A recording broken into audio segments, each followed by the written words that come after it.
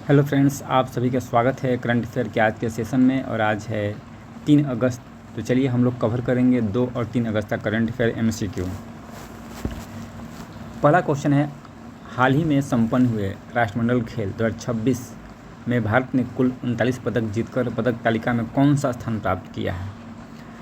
तो दोस्तों, ये पदक तालिका में भारत के द्वारा चौथा स्थान यानी 4th रैंक पे भारत आया है, जिसमें टोटल कुल 39 पदक जीते गए हैं।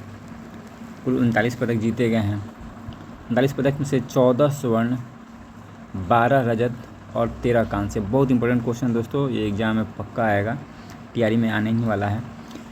तो ये 14 स्वर्ण, गोल्ड, 12 सिल्वर और 13 ब्रॉन्ज मेडल जीता गया है। सबसे अधिक जो पदक जीता गया है दोस्तों, वो स्वर्ण में जीता गया है। मुक्केबाजी में सबसे अच्छा प्रदर्शन भारत के द्वारा किया गया है, इसे भी याद रखिएगा।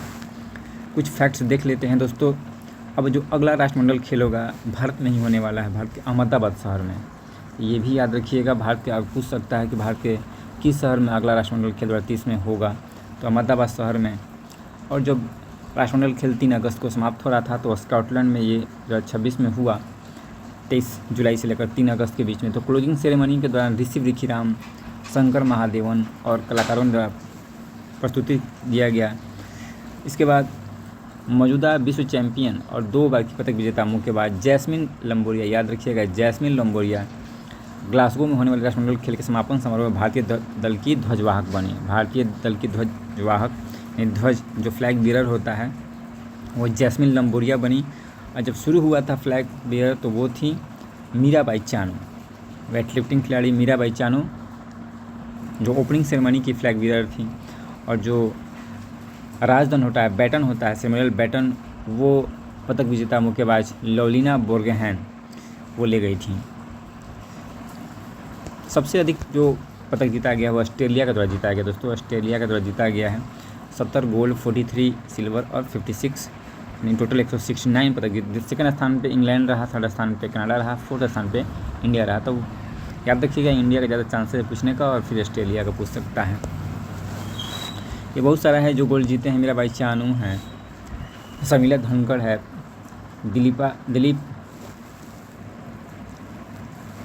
दिलीप महादुरु गावित, अस्मिता डे जूडो में, हर्ष जूडो में, प्रीति पवार बॉक्सिंग में, जैस्मिन लंबोरिया हैं सिल्वर मेडल में। बहुत सारे खिलाड़ी हैं, इसको भी याद रखना पड़ेगा कि पूछ सकता है किसने क्या जीता क्या नहीं जीता, पूछा जा सकता है।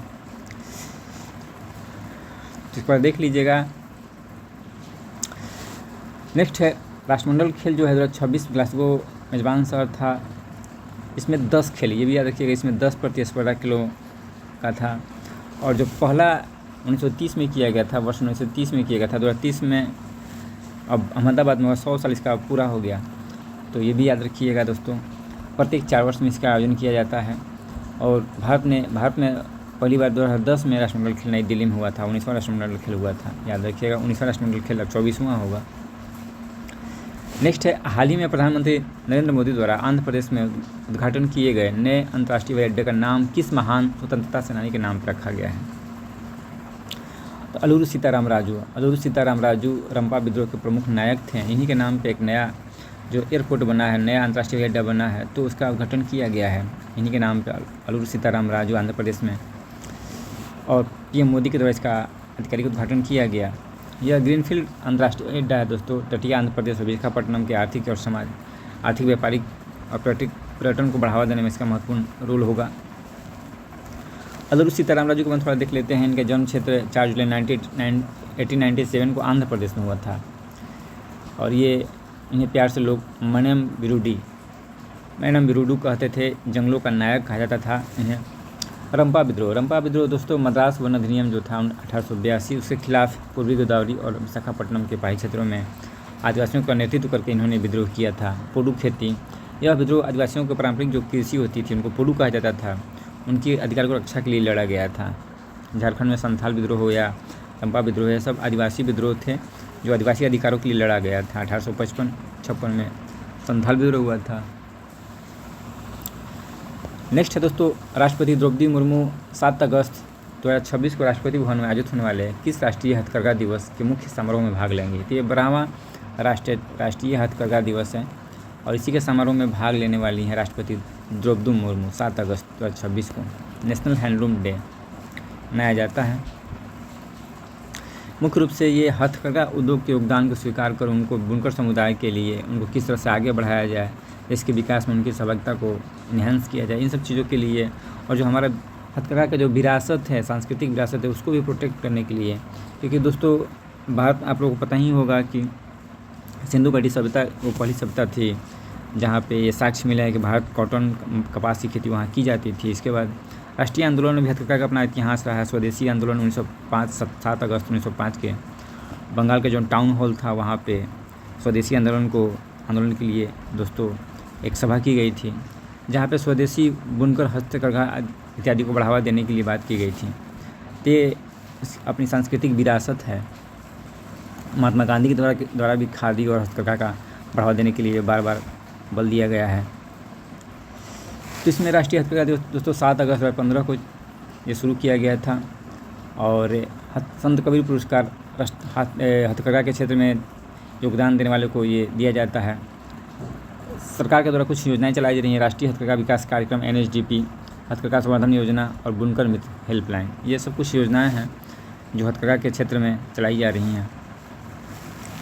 अगला है, हाल ही में राष्ट्रपति द्रौपदी मुर्मू की उड़ीसा यात्रा के दौरान चर्चा में रहे तप्त पानी स्थल और माँ कंधुनी देवी मंदिर राज्य किस जिले में स्थित है, यानी उड़ीसा के किस जिले में स्थित है। तो गंजाम डिस्ट्रिक्ट, उड़ीसा के गंजाम डिस्ट्रिक्ट है, वहीं पे ये दोनों स्थल स्थित हैं जहाँ पे राष्ट्रपति द्रौपदी मुर्मू की यात्रा हो रही है। ये है उड़ीसा का दोस्तों फिजिकल मैप, जिससे हमने पुराने पैटर्न पे शुरू किए थे, क्योंकि आपका TRE, मेरा मुख्य फोकस TRE पे है। TRE या BPSC एग्जाम जो भी लेते हैं उसमें ज्योग्राफी और इन्वायरमेंट का सेक्शन बहुत ज़्यादा क्वेश्चन 6 to 8 और 1 to 5 में भी आता है। तो इसलिए मैं ज्योग्राफी के जो ट्रेडिशनल स्टैटिक पोर्शन उसको कवर करने की कोशिश कर रहा हूँ, अब शुरुआत कर रहा हूँ। पहले मैंने किया था, लगभग सारे स्टेट को मैंने कवर कर ही लिया था। फिर एक बार 1-2 स्टेट प्रतिदिन, एक स्टेट कम से कम होगा तो सब कवर हो जाएगा। तो देखते हैं दोस्तों, उड़ीसा का यह फिजिकल मैप है। मुख्य रूप से दोस्तों जो उड़ीसा में आपको जानना है, खनिज मिनरल्स बेल्ट जानना है, यहाँ की नदियाँ जानना है, और कुछ प्रमुख पहाड़ियाँ हैं, जैसे मान लीजिए सुंदरगढ़ हिल्स है, वितरामपुर हिल्स है, बुनाई हिल्स है, ये सब हिल्स है, बामा हिल्स है। इसके बाद जो बौद्ध प्लेन है, कुछ प्लेन है, महानदी घाटी क्षेत्र, ये महानदी नदी है, ठीक है। तो दोस्तों जो ये इसका उत्तरी क्षेत्र है, ये सब लौह अयस्क रीजन का प्रमुख क्षेत्र है। सुंदरगढ़, केंझुर, बादाम पहाड़, ये सब लौह अयस्क क्षेत्र में आता है। महानदी घाटी के आसपास दोस्तों ये क्षेत्र में आपको बॉक्साइट और क्रोमाइट का ये भंडार मिलेगा। सुंदरगढ़, जाजगढ़, सुंदर घाटी और जाजगढ़ वगैरह क्रोमाइट के लिए फेमस है, तो ये बॉक्साइट का रीजन हो जाएगा। और इसके बाद ये जो दक्षिण पश्चिमी थोड़ा सा ये एरिया है, ये कोयला का है, इस रीजन में कोयला अधिक मिलेगा। और दोस्तों कोयला और चूना पत्थर, कोयला और ईव नदी घाटी के आसपास ईव नदी घाटी के आसपास कोयला और चूना पत्थर आपको मिलेंगे, और यहाँ पे बॉक्साइट और क्रोमाइट का। तो देखते हैं दोस्तों, इनकी अधिकारी की यात्रा होती है 3 से 5 अगस्त होने वाली है। और ये राष्ट्रपति ने कटक जिले के दमापाड़ा स्थित जगत गुरु कृपालु महाविद्यालय का उद्घाटन करेंगे। और भुवनेश्वर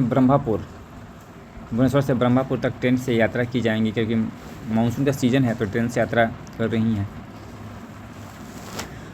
देखते हैं दोस्तों इसके उड़ीसा के बारे में। उत्तर में झारखंड, उत्तर पूर्व में पश्चिम बंगाल, पश्चिम उत्तर पश्चिम में छत्तीसगढ़, दक्षिण में आंध्र प्रदेश, ये इसका सटे हुए राज्य हैं। और उड़ीसा का जो मुख्यतः 4 भूभाकृतिक विभागों में विभाजित किया जाता है। उत्कल का मैदान, तटीय मैदान, उत्कल का मैदान, मध्य पर्वतीय क्षेत्र, मध्य पठार और पश्चिम उच्च भूमि। प्रमुख जो चोटियाँ हैं वहाँ पर्वत चोटियाँ हैं, देवमाली है 1672 मीटर ये ऊँची है। उड़ीसा की सबसे ऊंची चोटी है महेंद्रगिरी 1501 मीटर, ये गजपति जिला उड़ीसा में दूसरी सबसे प्रमुख चोटी है। और मलयगिरी अनुगुल और देवगढ़ के समीप स्थित है यह प्रमुख चोटी। अपवाद तंत्र में देखेंगे, सुवर्ण रेखा झारखंड के छोटानागपुर पठार से निकलकर उड़ीसा में प्रवेश करती है और बंगाल की खाड़ी में गिरती है। बूढ़ा बलंग सिमलीपाल की पहाड़ियों से निकलती है। वैतरणी नदी गोनासाखी पहाड़ियों से निकलती है। ब्राह्मणी उड़ीसा की दूसरी सबसे लंबी नदी है। ब्राह्मणी प्रमुख नदी है जो शंख और कोयल नदियों के संगम राउरकेला यहीं पे स्थित है, से बनती है। महानदी इसी पे हीराकुंड बांध है, और जो विश्व के सबसे लंबे बांधों में से एक है। उड़ीसा की सबसे बड़ी नदी है महानदी। इसकी सहायक नदियाँ हैं तेल है, ईब है, ओंग है। ईब यहीं पे कोयला क्षेत्र में दोस्तों मिलता है। इसी कुल्या ये गंजम तट के पास बहती है। ये जो ऑलिव रिडले कछुए होते हैं उनका एक प्रजनन स्थल है, सामूहिक घोंसला है। जो प्रमुख झील है चिल्का झील, भारत की सबसे बड़ी खारे पानी की झील है। अंसुपा झील ये मीठे पानी की गोखुर झील है। टम्पारा झील, सतकोसिया गार्ज महानदी द्वारा बनाया गया एक गॉर्ज है सतकोसिया गार्ज। सतकोसिया टाइगर रिजर्व भी वहीं पर है, उड़ीसा में ही है।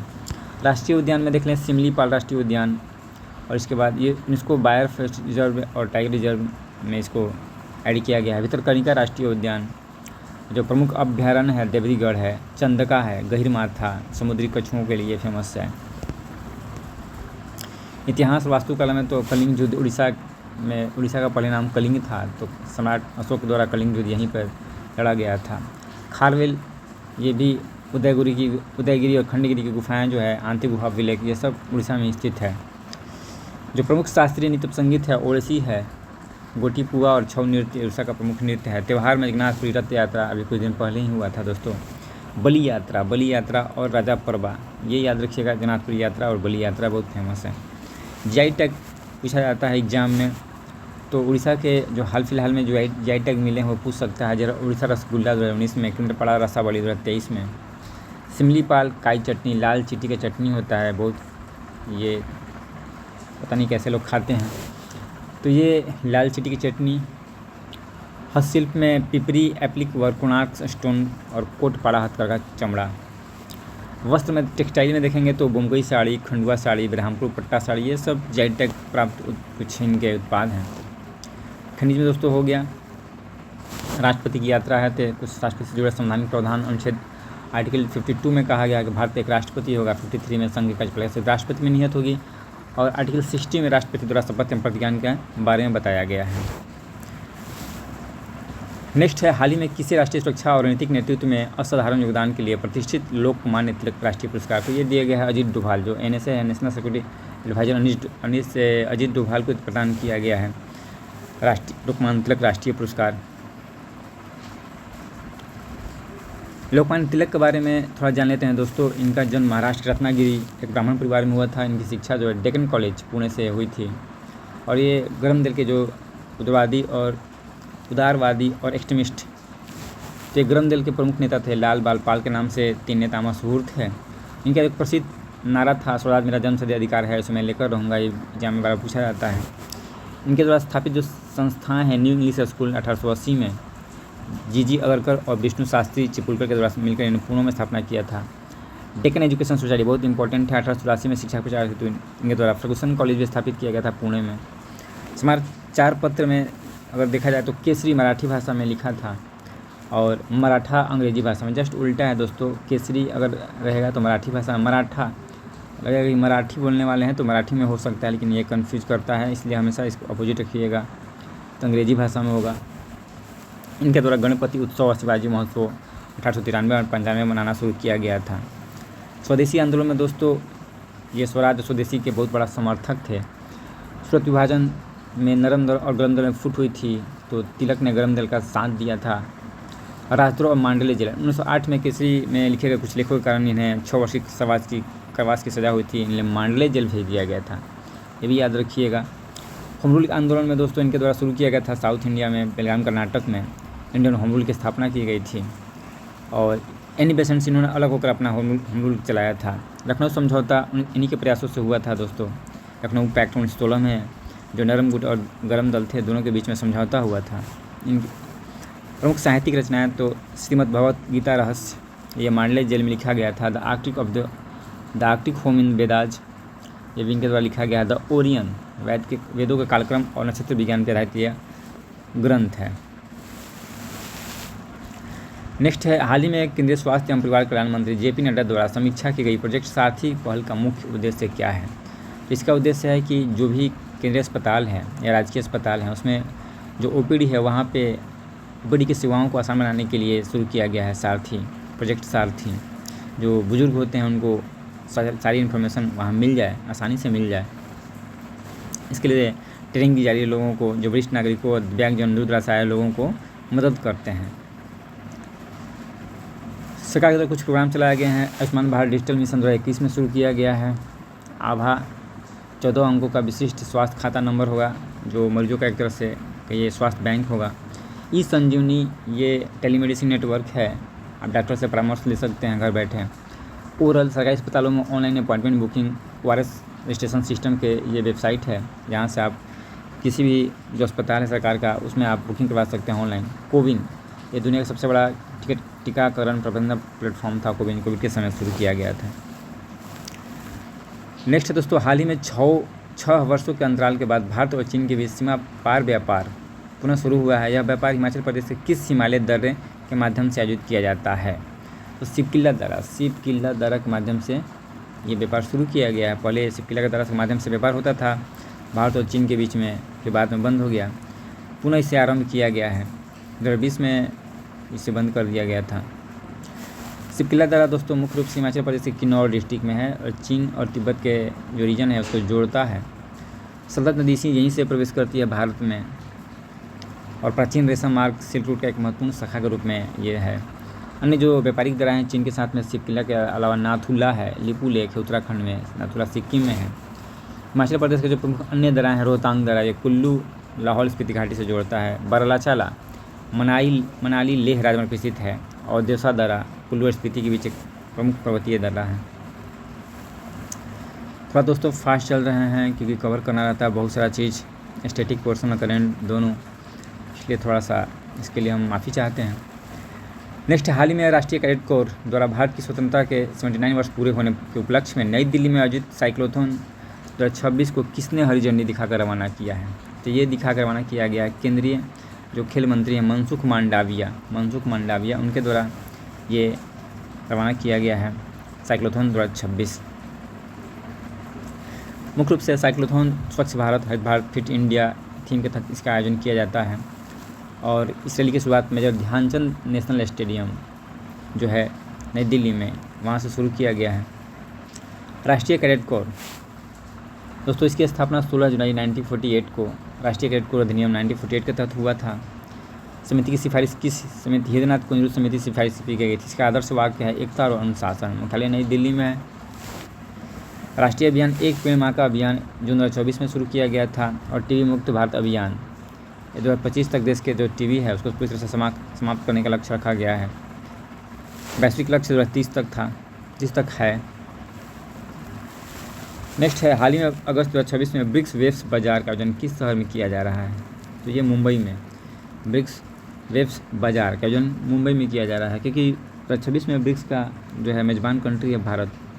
13 सितंबर को ब्रिक्स की अध्यक्षता होने वाली है। तो इस संबंध में दोस्तों अलग अलग जगहों पर अलग अलग चीज़ें हो रही हैं। तो ब्रिक्स वेब बाजार इसका जो आयोजन है मुंबई में किया जा रहा है।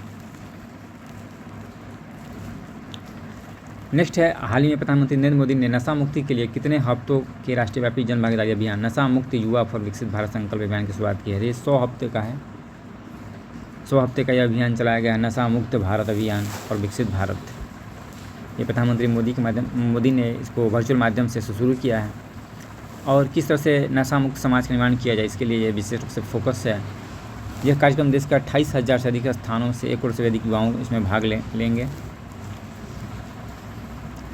नोडल मंत्रालय है दोस्तों ministry of social justice and empowerment ने सामाजिक न्याय और अधिकारिता मंत्रालय, और ये 15 अगस्त 2020 को देश के सबसे संवेदनशील 272 जिलों में शुरू किया गया था। लक्ष्य जो भारत के युवा हैं, शैक्षणिक संस्थान उनको जोड़ना, नशा मुक्त भारत का निर्माण करना, ये सब इसका प्रमुख लक्ष्य है। नेक्स्ट, हाल ही में उपराष्ट्रपति सीपी राधाकृष्णन और प्रधानमंत्री नरेंद्र मोदी ने पिंगली वेंकैया की जयंती पर उन्हें श्रद्धांजलि अर्पित की है। पिंगली वेंकैया को मुख्य रूप से किस योगदान के लिए याद किया जाता है? तो पिंगली वेंकैया द्वारा हमारा जो राष्ट्रीय ध्वज है उसका डिज़ाइन तैयार किया गया था पिंगली वेंकैया के द्वारा, तो उनको याद किया जा रहा है। 2 अगस्त को उनकी जयंती, तो इसके अवसर पे देशव्यापी श्रद्धांजलि उनको अर्पित की गई है। पिंगली वेंकैया के बारे में थोड़ा देख लेते हैं दोस्तों। 1878 2 अगस्त को इनका आंध्र प्रदेश के कृष्णा जिले में इनका जन्म हुआ था, और महात्मा गांधी से इनकी मुलाकात दक्षिण अफ्रीका के बोर युद्ध के दौरान हुई थी, और भारतीय राष्ट्रीय कांग्रेस के सम्मेलन में ध्वज का प्रस्ताव जो रखा गया था उसमें ये प्रमुख रूप से अपना रोल अदा किया था। 1921 के बिजवाड़ा अधिवेशन में जो 1921 के बिजवाड़ा अधिवेशन हुआ था उसमें महात्मा गांधी के लाल और हरे रंग का ध्वज सौंपा गया था। बाद में सफ़ेद पट्टी और चरखा को जो अशोक चक्र जोड़ा गया, ये सब बाद में जोड़ा गया है। राष्ट्रीय ध्वज से जुड़े संवैधानिक ऐतिहासिक तथ्य को देख लेते हैं। भारत के संविधान 22 जुलाई 1947 को इसको जो राष्ट्रीय ध्वज है हमारा नेशनल, उसको एडप्ट किया था। ध्वज संहिता 2002 में जो है इसको दोस्तों लागू किया गया है। राष्ट्रीय ध्वज संहिता, भारतीय ध्वज संहिता 2002 अनुच्छेद 19(1)(a) में सर्वोच्च न्यायालय नवल जिंदल मामला 2004 के अनुसार जो कहा है कि जो सम्मानजनक तरीके से राष्ट्रीय ध्वज को फहराना संविधान के अनुच्छेद 19(1)(a) के तहत नागरिकों का मौलिक अधिकार है। तो याद रखिएगा, राष्ट्रीय ध्वज फहराना नागरिकों का मौलिक अधिकार है और ये आर्टिकल 19(1)(a) के तहत जो है सुप्रीम कोर्ट के द्वारा इसको शामिल किया गया। हाल ही में राष्ट्रीय कैडेट कोर, ये तो रिपीट हो रहा है दोस्तों। नेक्स्ट है 5 अगस्त 2026 को नई दिल्ली में आयोजित होने वाले GI एंड बियॉन्ड 2.0 समिट के दौरान किस डिजिटल प्लेटफॉर्म का शुभारंभ किया गया है? तो डिजिटल हैंडलूम एटलस का शुभारंभ किया गया GI एंड बियॉन्ड 2.0 समिट के दौरान। और 5 अगस्त 2026 को डॉक्टर अंबेडकर अंतर्राष्ट्रीय जो केंद्र है नई दिल्ली में, इसका जो आयोजन कर रहा है GI एंड बियॉन्ड 2.0 समिट। इसका प्रमुख है सम्मेलन का कि हथकरघा को किस तरह से एक्सपोर्ट में बढ़ाने के लिए दोस्तों बढ़ावा दिया जाए, किस तरह से इसमें टेक्नोलॉजी और AI का यूज किया जाए। अगला है हाल ही में वस्त्र मंत्रालय द्वारा नई दिल्ली में आयोजित worlds within cloth new words of woven making प्रदर्शनी का मुख्य उद्देश्य क्या है? तो हैंडलूम 2 पे दोस्तों बहुत सारे क्वेश्चन आपको देखने को मिल रहे हैं। तो ये है हथकरघा और जो बुनकर कलात्मकता होती है उनको प्रदर्शित किया गया है। इसमें मुख्य रूप से इसमें नई दिल्ली की जो राष्ट्रीय शिल्प संग्रहालय और हस्तकला अकादमी है, उसमें world within cloth new orders of the woven making इस प्रदर्शनी का उद्घाटन किया जा रहा है। इसमें देश भर के जो बुनकर होते हैं, मास्टर शिल्पकार होते हैं, वस्त्र शोधकर्ता हैं, इनका संगम होगा और अपने कलाकृतियों को यहाँ पे प्रदर्शित करेंगे। राष्ट्रीय हथकरघा दिवस 7 अगस्त को मनाया जाता है, 7 अगस्त को, और ये 2015 में शुरू किया गया था। दूसरा सबसे बड़ा जो नियोक्ता है, यानी कृषि क्षेत्र के बाद जो हथकरघा है भारत में दूसरा सबसे बड़ा रोजगार प्रदान करने वाला क्षेत्र है दोस्तों, ये भी याद रखिएगा। अगला है केंद्रीय गृह मंत्री अमित शाह ने महान स्वतंत्रता सेनानी पिंगली, ये भी रिपीट हो रहा है दोस्तों, पिंगली वेंकैया का भी तो तुरंत डिस्कस किए हैं ध्वज वाला। तो आज का करंट में इतना ही था दोस्तों, थैंक यू।